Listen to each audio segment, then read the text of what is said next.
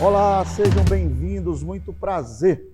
Estamos iniciando aqui pela TV Capital, canal 9.1, o programa No Ar, com Márcio Aurélio e Roberto Barros. Agradecer a você que diariamente ao meio-dia acompanha o programa No Ar aqui na TV Capital, com reprises na Rádio Clube 1200 às 5 horas e 30 minutos, cedinho.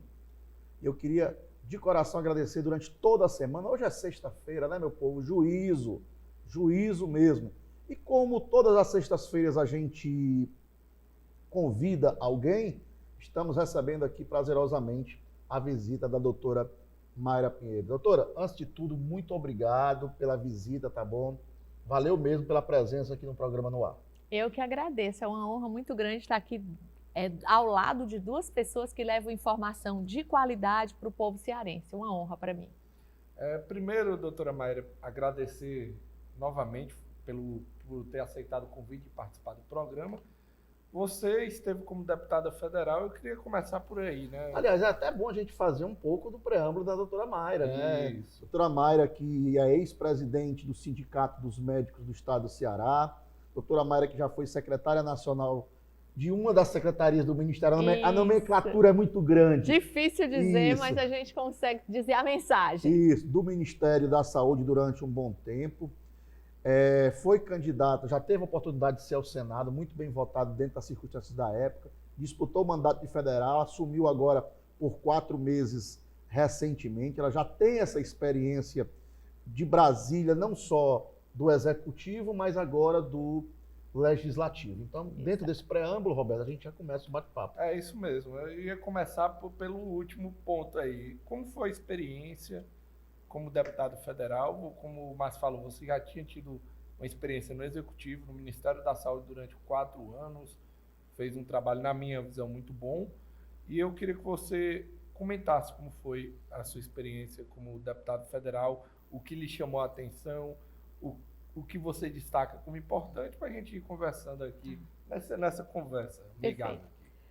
Roberto, foi a realização de um sonho. Desde 2015 que eu sonho ser representante do meu estado e eu sempre enxerguei que o mandato de deputada federal era algo que, por exemplo, para a categoria médica, é lá que são debatidos os grandes temas de saúde, da medicina brasileira, do trabalho médico e dos problemas da população no que diz respeito ao SUS.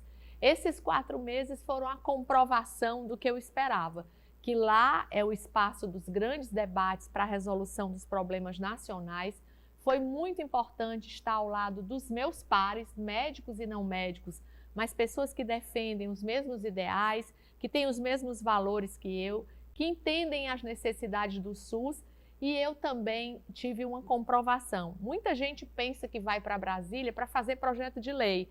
E há uma competição, eu vou fazer 10 projetos de lei, você não tem nenhum, eu tenho 50. Aprovar um projeto de lei em Brasília é algo dificílimo. É um parto. Porque você precisa passar pelas comissões, você depois precisa que o projeto chegue na mesa diretora, que ele seja aprovado pelo presidente da Câmara e que você consiga o voto de todos os partidos para aprovar, pelo menos por maioria. Mas mais importante do que tudo isso é você todos os dias usar a tribuna daquela casa para você se posicionar, para você dizer quem você é, que você não tem medo de denunciar o que está acontecendo de errado, de anunciar a verdade, de clamar por justiça, por atenção, que é a minha área no SUS. Então eu fiz isso diariamente e eu lamento que a gente tenha, pelo menos foi o que eu vivenciei lá, um número muito pequeno de deputados do estado do Ceará, deputados federais, presentes nas sessões da Câmara, presencialmente ali no cenário do parlamento, no plenário.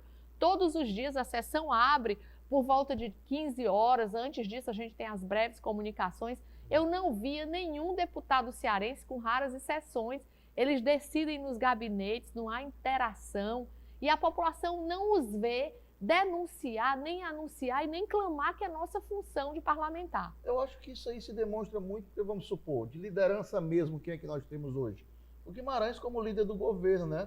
Os demais deputados da bancada cearense acho que não ocupam nenhuma uma coisa de relevância. Né? Eu vejo o Danilo, de vez por outra, com algum certo destaque a nível nacional, mas tirando isso, nós não temos, ou eu estou errado?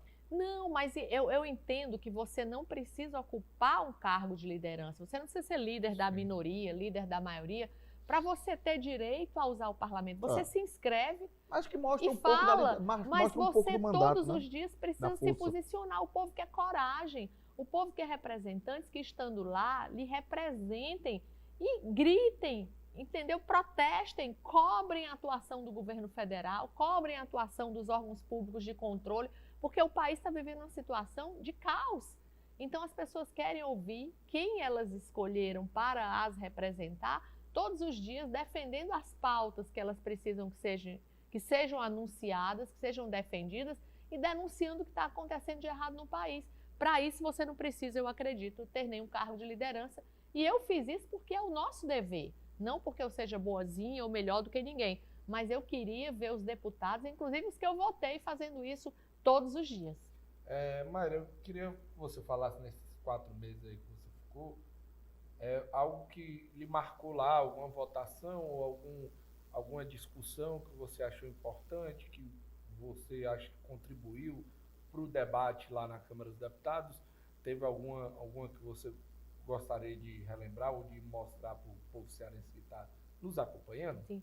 Roberto, eu fui para lá, eu dei uma entrevista faltando 24 horas para eu tomar posse, dizendo que o meu sonho era poder votar o PL da anistia, né? E eu sou uma das pessoas que clama nesse país para que seja corrigido a injustiça que foi feita com aqueles brasileiros, e eu não me refiro só aos do dia 8, não. Sim. Os do dia 8, alguns de fato cometeram excessos, promoveram vandalismo, atacaram a instituição, mas nós estamos falando aqui, por exemplo, de pessoas que no dia 9 estavam acampadas lá no batalhão do Exército e elas foram retiradas com um crime de perfídia. A elas foi anunciado que elas entrariam no ônibus, que elas seriam conduzidas para suas casas e elas foram conduzidas para uma prisão. E muitas delas hoje são condenadas a 14, 15, 16, 17 anos de prisão. É desarrazoável, é completamente desproporcional, colocadas numa vala comum, como se elas tivessem cometido um homicídio. E ao mesmo tempo é revoltante porque a gente vê homicidas soltos, o Cabral solto, os irmãos batistas viajando com Lula no jatinho presidencial. Então é absurdo. Eu não consegui votar o PL da anistia, mas eu participei da votação da reforma tributária. E dentro do pacote de gastos do governo, para mim, foi um desalento, foi uma tristeza ver o governo Lula, que diz que defende os pobres, os mais necessitados, cortar benefícios, propor cortar o benefício de prestação continuada, o BPC, que é garantido a mais de 1.300.000 brasileiros que são miseráveis, pessoas com doenças graves, pessoas com deficiência. Essas pessoas agora vão ter que passar de novo por uma via crucis. Eu sou médica perita do INSS. A minha função hoje no INSS é fazer concessão de BPC para quem precisa e para quem atende os requisitos. É um calvário, minha gente. A pessoa passa 1 ano esperando a perícia, depois ela vai para a perícia comigo, ela passa 2 horas eu fazendo uma anamnese, um exame físico, depois ela passa por uma visita social, o benefício é revisto a cada 2 anos. E agora o Lula propõe que essas pessoas vão ter que ter novos critérios. Um deles é que se tiver outra pessoa em casa que tem o mesmo benefício, ele pode ser cortado. E que a renda de pessoas que nem moram na mesma casa seja utilizada para o cálculo desse benefício. Ora, se já é irrisório o valor, a pessoa, para comprovar que ela deve receber o benefício, tem que ter 1/4 de um salário mínimo, que é miserável para se viver hoje, diante da situação econômica do país. Você vai piorar ainda mais essa situação. Agora vai exigir biometria. Metade das pessoas que eu atendo não conseguem nem andar, são cadeirantes, estão em casa, a gente tem que fazer visita domiciliar. Como é que essas pessoas que moram no interior do Ceará, nos rincões do Brasil, vão se deslocar para um grande centro para fazer biometria? Gente, pelo amor de Deus. Então, assim, para mim foi uma tristeza. Cortar a pensão de criança sequelada de Zika vírus. É um caos. Então, esse governo não protege pobre, não protege necessitado, ele está tirando direitos dos mais vulneráveis no país. Doutora Mayra, esse programa aqui, a gente tem um slogan que a gente diz que são os bastidores da notícia, né? E que a gente ajuda a quem nos acompanha a pensar. Os bastidores, né? A gente vive num momento polarizado, direita, esquerda, direita. Os bastidores de Brasília dizem a realidade ou todo mundo se abraça, ou realmente essa polarização existe? Não, a polarização existe, é tão evidente que no plenário da Câmara e do Senado tem o lado direito e o lado esquerdo. E quando eu cheguei lá, não tinham me dado essa informação e eu pedi a palavra, eu fui falar do lado esquerdo. Porque eu não entendia que ali do lado esquerdo fala a bancada dos partidos de esquerda, do lado direito fala a bancada dos partidos de direita. A polarização existe, o país está dividido, mas se a gente olhar, ele está dividido mesmo entre bandidos e pessoas virtuosas, que querem o bem da população e outras que querem se locupletar com poder, que estão querendo que bandidos sejam soltos, que pediram a anulação da Lava Jato, que pediram que o Lula não fosse descondenado e ele é um descondenado. Então, assim, é um país dividido porque está faltando o outro lado reconhecer a verdade e ser justo no que diz, que defende e que condena. Porque condena o presidente Bolsonaro e solta bandidos e o presidente não cometeu crime algum. Mas eu queria também comentasse um pouco. Você já foi presidente do Sindicato dos Médicos. A gente viu uma situação no IJF que não era novidade, mas ganhou muito destaque nas mídias nos últimos meses, né? E a saúde aqui no estado do Ceará, governos que são aliados, né? A gente, desde o governo Cid Gomes, uma série de governos de aliados do mesmo grupo, Cid... Sucessores, o Camilo e agora é o Mano, né? A gente fala de governo porque o governo do estado é maior, né? Então, a saúde no Ceará, a gente vê qual é o ponto nevrálgico, né? Um ponto pior que a gente vive aqui no estado e o que dá para melhorar. Você foi deputada, a gente sabe que boa parte das emendas são para essa área e o que o governo não sabe, não está sabendo organizar, que você acha que eles estão pecando mais aqui no estado? Roberto, eu vim de uma reunião agora com parlamentares antes de chegar aqui no programa e a gente estava discutindo exatamente isso. Por que não melhora? Porque a gente ainda não tem, eu estou falando especificamente da saúde, a gente não tem qualidade na atenção primária de saúde. É a porta de entrada no SUS. Se o posto de saúde não funciona, se eu adoeço, eu não consigo uma consulta no mesmo dia, se eu sou hipertenso e não recebo o meu remédio, se eu sou diabético e não recebo a insulina que está faltando no Brasil inteiro, não recebo o comprimidinho do hipoglicemia anti-oral, eu vou agravar, eu vou complicar, a minha doença que era aguda se transforma em crônica, eu vou para o corredor do HGF. Então, saúde é prevenção e promoção. Tem a parte que é da população, a gente estava discutindo isso também nessa reunião, agora é um boom todo mundo tomar remédio para obesidade, só que o remédio é caro, gente, no SUS não tem como a gente comprar em escala. O que é mais fácil? Uma população orientada saber que a obesidade é doença, fazer exercício físico, comer bem, é melhor do que gastar dinheiro, mas a nossa população ainda não é educada para isso. E quando ela adoece, ela não consegue acesso fácil a uma consulta para ela fazer o tratamento inicial. Então a gente gasta muito nos níveis secundários e terciários de saúde, que são os hospitais, são as clínicas que fazem cirurgias, que tratam de doenças mais graves. Então, é no Brasil inteiro. Enquanto o SUS não priorizar a atenção primária de saúde, que é o posto de saúde, a UBS perto da sua casa, a gente vai continuar com esse problema. E a gente tem maus gestores. Durante muito tempo, as consequências que nós estamos vivendo é da gente ter gestores políticos. Eu não estou dizendo que a gente não pode ser política, porque eu sou política e sou médica, mas você tem que ter conhecimento da gestão de saúde. Eu não posso ir para o Ministério da Saúde só porque eu fui candidata a senadora, perdi a eleição e o presidente Bolsonaro me chamou para estar lá. Eu fiquei lá porque eu tinha competência técnica para administrar a saúde, porque eu entendo do SUS, porque eu sei quais são os problemas e o que deve ser feito. A gente vê, a maioria dos municípios cearenses, o camarada ganha a eleição, chama o cunhado, o sobrinho, para ser secretário da saúde. Gente que não entende nada. Então, como é que essas pessoas vão priorizar o que é essencial? Que elas vão saber otimizar recursos? E essa preocupação que eu tenho agora maior em relação às emendas. Emenda não pode ser sustentação da saúde, porque emenda, a gente nunca sabe se no ano seguinte ela vai ser garantida. Então, manter serviço de saúde às custas de emenda parlamentar é colocar em risco o funcionamento desse serviço. Você tem que ter orçamento. E para isso você tem que ter gestor que saiba otimizar os recursos, a unidade tem que funcionar adequadamente, a população tem que ser atendida sem que ela precise usar mais recursos porque a doença complicou, então passa de novo pela atenção primária de saúde. Doutora Nayara, em relação à atual situação do Ministério, você esteve lá dentro muito tempo, eu acho que você tem como analisar o momento da ministra Nízia, que inclusive fala direto que ela deve ser substituída nos próximos dias.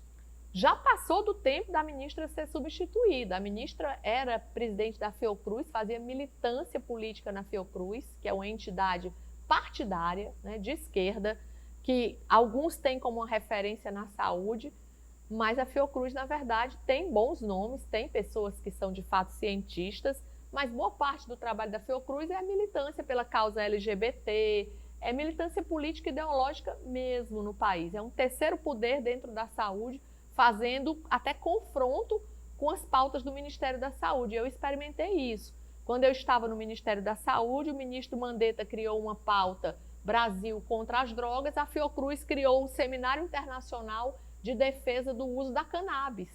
Então é um absurdo que uma instituição de saúde que recebe verbas do governo federal, mantida pelo governo federal, tem um poder paralelo. E a ministra veio de lá, e o que ela está fazendo no Ministério da Saúde é a mesma militância que ela fazia na Fiocruz. Ontem ela foi comemorar os 45 anos do PT, de fundação do PT, e era para ela estar no Ministério da Saúde cuidando das vacinas da dengue que não tem para a população. A gente já teve mais mortes em 2025 por dengue do que no ano de 2024. Era para ela estar cuidando da insulina dos diabéticos, dos 400 milhões para as clínicas de diálise que não foram pagos, e as pessoas que têm insuficiência renal não estão podendo dialisar. Sim. Mas ela estava fazendo política, dizendo que o SUS é democrático. Ora, quem está no corredor do hospital quer saber de SUS democrático?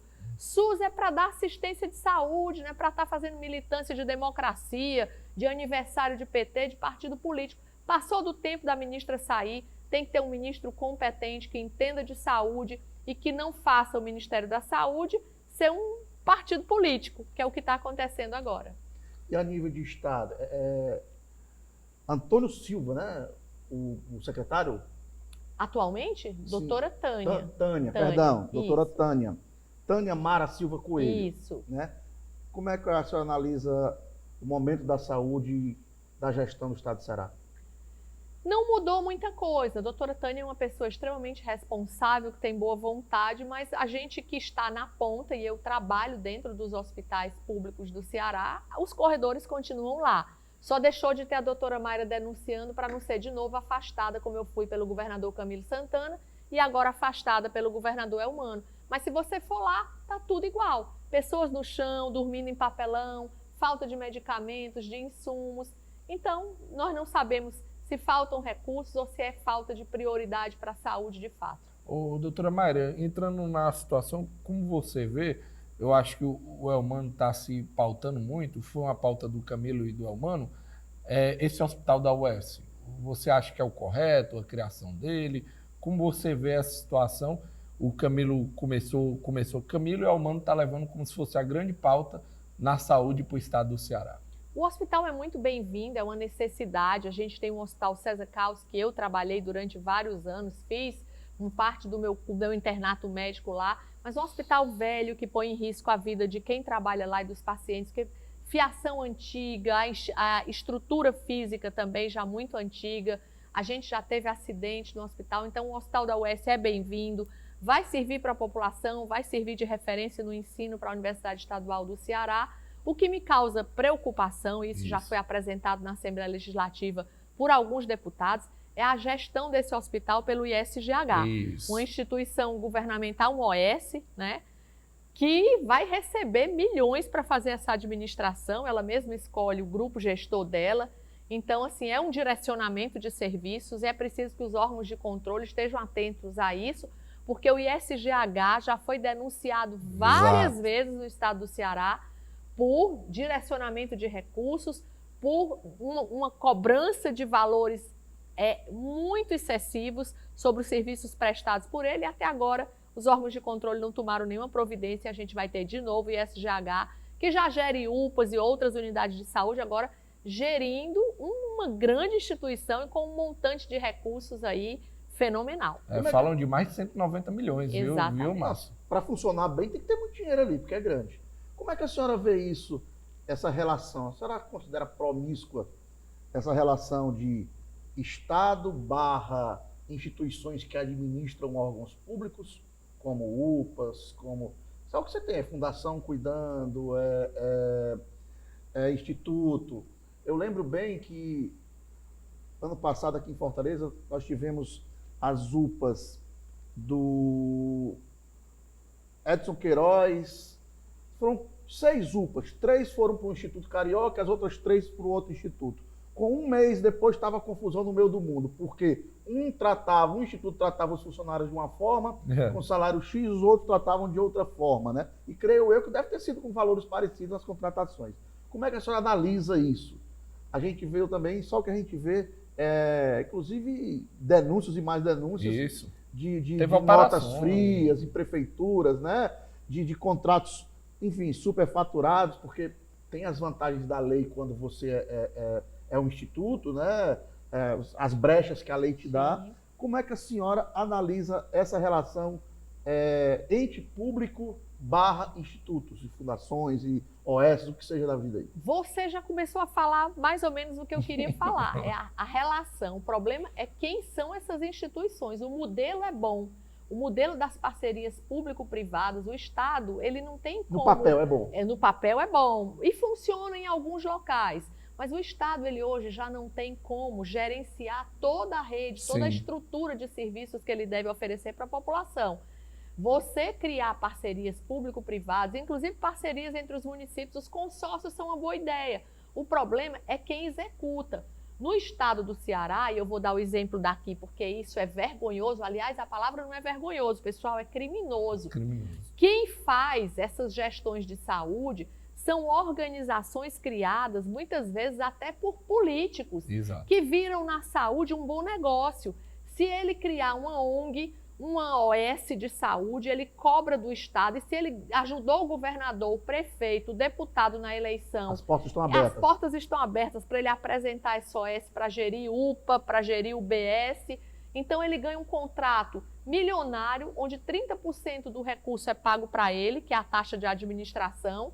E eu agora estava numa reunião com o Sindicato dos Médicos, eles dizendo que nas UPAs, esses gestores criminosos adoram quando o médico falta no plantão, porque ele recebe o dinheiro do Estado e do município para, teoricamente, ser pago esse plantão. E cobra e já faz o plantão. E o médico não foi, ele fica com dinheiro para ele. Então, assim, é uma máquina de arrecadação que oferece péssimos serviços. E a gente tem no Ceará, inclusive... Mas tem que ter a conivência do médico para que assinar que foi, né? O médico nem assina. Como é que assina? Às vezes não assina e ele adultera a planilha. No interior do Ceará, a gente já teve casos denunciados do Ministério Público que uma dessas cooperativas, que não são cooperativas médicas legítimas, o camarada assinava uma planilha inteira do SAMU sem o SAMU ter feito nenhum atendimento e cobrava do Estado o pagamento desses plantões das ambulâncias do SAMU no interior. Em todo canto, né? Mas são bandidos que são escolhidos pelo Estado para trabalhar para ele. Esse que é o problema. Você perde a eleição, um camarada que nunca teve experiência na saúde, cria uma UPA, bota o nome do pai dele, da mãe dele para homenagear, fica gerindo serviço em Juazeiro, no Crato, em Fortaleza, ganhando dinheiro porque virou um novo nicho. A gente tem hoje uma organização do tráfico gerindo UPAs em Fortaleza. Ela gere unidade de saúde no Rio. O crime organizado do Rio de Janeiro já é dono de posto de gasolina, de empresa de transporte público coletivo. E agora gerencia unidade de saúde, veio para o Ceará e ganhou a licitação aqui. Porque baixa o preço dos serviços. Os médicos, os enfermeiros e as pessoas que trabalham lá, hoje o mercado de trabalho está ruim, se submetem a ganhar esses valores para poder ter um emprego. E eles estão gerindo unidade de saúde. O crime organizado, eu não estou mentindo não, está gerindo unidade de saúde. Eles têm organizações sociais para gerir saúde. É um braço do crime organizado, está aqui em Fortaleza gerindo unidade. Funciona assim. É cooperativa, a palavra que me faltou dar exemplo naquela hora. Tem vários nomes. Não, eu conheço casos. Porque é o seguinte, cooperativa não é para ter dono. Não é para ter dono cooperativa. Cooperativa é uma coisa que os membros é para dividir e tal, direitinho, bonitinho. Mas a gente sabe que não funciona assim. O pessoal bota o título de cooperativa, abre uma e funciona como uma empresa. E sai no meio do mundo fechando serviços com Contratos com prefeitos. Exatamente. Eu conheço casos de pessoas que ficaram milionárias. Todos ficam. Milionárias. Os que fazem essas ilicitudes ficam. As cooperativas médicas não tem ninguém milionário, porque a cooperativa médica, eu sou de uma delas, é dos cooperados. Sim. No final de cada período, a gente faz uma assembleia. Se restarem sobras, é dividido entre os cooperados. Isso é uma cooperativa? É uma cooperativa médica. É uma cooperativa, os valores dos plantões são negociados para que todo mundo seja bem remunerado, as outras não. Existem cooperativas no Ceará que são ilegais até, porque se é cooperativa de trabalho médico, era para ser só médico na razão social. E ela é cooperativa de enfermeiro, de médico, de motorista de ambulância, de maqueiro, da limpeza. Mas sabe o que ela faz? Ela faz uma audiência para definir o preço do que vai ser apresentado na licitação do Estado e ela tem 200 motoristas de ambulância e 50 médicos. Aí ela disse para o motorista de ambulância, vocês vão votar que o plantão do médico tem que ser reduzido em R$100. E o motorista vota na mesma assembleia que está lá para decidir o plantão do médico e do enfermeiro. Porque, teoricamente, ambos são cooperados. Ambos são cooperados. Teoricamente não, ambos são cooperados. Ambos são cooperados, tem o mesmo então, poder de voto. Essa é a essência das cooperativas, das ONGs que estão gerindo a saúde do Ceará. Fazer o quê, então? Aceitar? A gente escolher melhor os nossos representantes. Porque quem faz o contrato com essa gente são os governadores, os prefeitos, os secretários da saúde. O povo do Nordeste do Brasil ainda escolhe muito mal os seus representantes. O povo escolhe bandidos para que quando eles cheguem no poder, eles se locupletem com dinheiro público e ofereçam mau serviço para a população. Ok. Robertinho. Eu queria só puxar também, a gente foi primeiro agradecer essa aula de saúde aqui para a gente, puxar um pouco na parte partidária. Você é do PL, foi deputado federal agora pelo PL. O PL vem... Tem chance de assumir ainda, tem mais de 2 anos ainda. Tem esse ano todo aí, tem o ano que vem. Sabe-se lá se a doutora Mayra vai a Brasília de novo? Pode Deus ser. é que sabe. O PL sai de uma eleição para prefeito aqui muito fortalecido, no sentido de, por muito pouco, não conseguiu eleger um prefeito da capital aqui do estado, né, de Fortaleza. E como está a organização, como você está vendo essa questão da oposição se organizando para ano que vem, já tem eleição de novo, né? Sim, graças a Deus. Eu acho que a gente está muito forte, Roberto. Assim, o PL cresceu muito e cresceu em todo o Brasil. Foi o partido que mais elegeu prefeitos e vereadores na última eleição. Então, a gente vem forte para 2026. A ideia do presidente Bolsonaro é que a gente eleja em cada estado do Brasil um senador do PL, para que a gente possa levar para a Câmara Federal e para o Senado nos próximos anos, se Deus quiser, projetos importantes e a discussão de temas importantes como o impeachment dos ministros do STF, os tiranos que usurpam nossa liberdade, que tentam impor goela abaixo dos brasileiros medidas tirânicas. Então, acho que nós vamos vir para 2026 muito fortes, não só aqui no Ceará, como no Brasil inteiro. Doutora Mayra, eu queria agradecer, né? Queria agradecer mesmo a disponibilidade da senhora ter vindo conversar conosco aqui, dizer que foi um prazer.